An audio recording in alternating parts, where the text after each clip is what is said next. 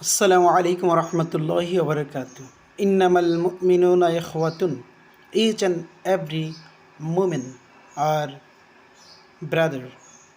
So, dear brothers and sisters, those who are Muslim in the world, basically, especially the people of Bangladesh, those who are Muslim, you know, March for Gaza is going to be held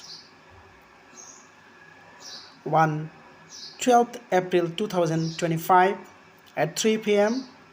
in Dhaka at Sohrawardi Uddan. So all you are requested to join, those who have chance to join, because it is not only for March for Gaza, it is the symbol of unity of Muslim, and it is March for justice, March for free Palestine. We all have duties to stand beside the people of Gaza, the people of Palestine, but we have to be peaceful to fight against this kind of genocide in Gaza by the rulers of Israel. So we have to revolt against the people, those who are torturing in Gaza.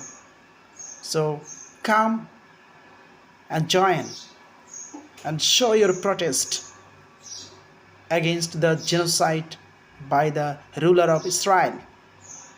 So thank you very much.